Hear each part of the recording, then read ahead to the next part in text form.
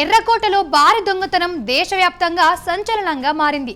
ఏకంగా కోటి విలువైన ఆభరణాలను టైట్ సెక్యూరిటీ మధ్య ఎత్తుకెళ్లిపోవడం తీవ్ర చర్చనీయాంశంగా మారింది. దేశ రాజధానిలో భారీ చోరీ జరగడం పోలీసు వ్యవస్థకే సవాలుగా మారింది. అయితే ఎర్రకోటలో జైన సమాజ్కు చెందిన పూజలు నిర్వహించగా అందులో పెట్టేందుకు ఓ బిజినెస్ మ్యాన్ బంగారు కలశాలు తీసుకొచ్చారు. పూజ పూర్తి అయిన తర్వాత ఆ కలశాలు కనిపించకపోవడంతో తీవ్ర కలకలం రేగింది.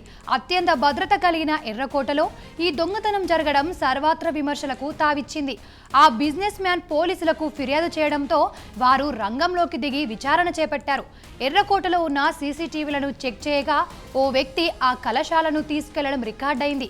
అయితే ఆ దొంగను పట్టుకునేందుకు ఢిల్లీ పోలీసులు విస్తృత గాలింపు ఆపరేషన్ చేపట్టగా అనూహ్యంగా పేటీఎం అతన్ని పట్టించింది.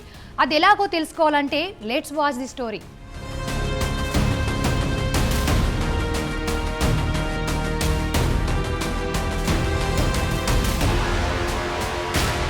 ఈ నెల 3వ తేదీన ఉదయం ఎర్రకోటలో జైన్స్ మతపరమైన పూజా కార్యక్రమాన్ని నిర్వహించారు. సుధీర్ కుమార్ జైన్ అనే ఒక బిజినెస్ మ్యాన్ ఆ కార్యక్రమంలో పాల్గొన్నారు. ఈ సందర్భంగా నిర్వహించిన పూజ కోసం కొంత సామాగ్రిని సుధీర్ కుమార్ జైన్ తీసుకుని రాగా అందులో 2 కలశాలు ఉన్నాయి. ఒకటి 760 గ్రాముల బరువైన బంగార కలశం కాగా మరొకటి 115 గ్రాముల చిన్న కలశం కూడా ఉంది. ఈ చిన్న కలశాన్ని వజ్రాలు, మాణిక్యాలు, పచ్చలతో పొది తయారు చేయడం జరిగింది. అయితే పూజ పూర్తి అయ్యే వరకు ఆ కలశాలు అక్కడే ఉన్నాయి. ఆ పూజకు చాలా మంది ప్రముఖులు హాజరు కాగా పూజ పూర్తి అయిన తర్వాత అంతా కొద్దిసేపు పక్కకు వెళ్ళిపోయారు. తిరిగి వచ్చేసరికి ఆ పూజలో ఉంచిన 2 విలువైన కలశాలు కనిపించకపోవడంతో దీంతో వెంటనే సుధీర్ కుమార్ జైన్ ఎర్రకోట నిర్వాహకులకు కలశాల దొంగతనం గురించి ఫిర్యాదు చేశారు. పూజ అయిపోయిన తర్వాత బయటకు వెళ్లి వచ్చేలోపే ఈ చోరీ జరిగిందని సుధీర్ కుమార్ జైన్ వెల్లడించారు.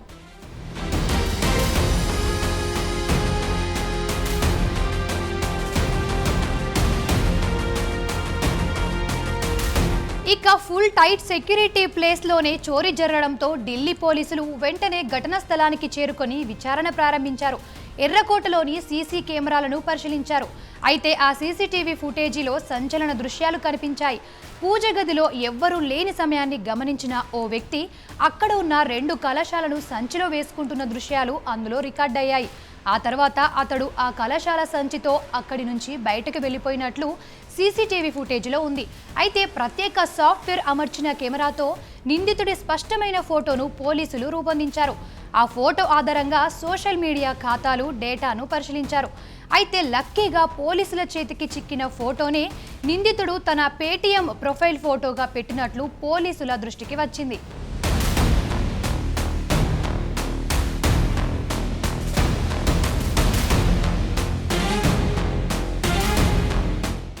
అయితే అదే ఢిల్లీ క్రైమ్ బ్రాంచ్ పోలీసులకు బిగ్ క్లూగా మారింది. దాన్ని ఆధారంగా చేసుకుని నిందితుడి మొబైల్ నెంబర్ తెలుసుకున్నారు పోలీసులు. అతడికి ఫోన్ చేయగా స్విచ్ ఆఫ్ వచ్చింది. ఆ మొబైల్ లొకేషన్ను ట్రేస్ చేయగా అది ఉత్తరప్రదేశ్లోని హాపూర్లో ఉన్నట్లు బయటపడింది. దీంతో పోలీసులు అక్కడకు వెళ్లి నిందితుడిని పట్టుకున్నారు.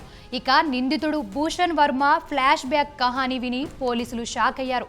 భూషణ్ వర్మకు గతంలో ఓ జ్యువెలర్ షాప్ ఉండేదని, అతడు జూదానికి బానిసై అంతా కోల్పోయి ఇలా దొంగగా మారాడని విచారణలో తేలింది. అయితే అతడు కేవలం జైన మతస్థులు నిర్వహిస్తున్న కార్యక్రమాలకు హాజరై దొంగతనాలకు పాల్పడడంతో పాటు జైన ఆలయాలను మాత్రమే టార్గెట్ చేసుకుని దొంగతనాలకు పాల్పడతాడు. అయితే దేశవ్యాప్తంగా హల్చల్ చేసిన ఈ చోరీ కేసును పోలీసులు చాలా చాకచక్యంగా తక్కువ సమయంలో సాల్వ్ చేయడంతో ఢిల్లీ క్రైమ్ బ్రాంచ్ పోలీసులపై ప్రశంసలు వెల్లువడుతున్నాయి.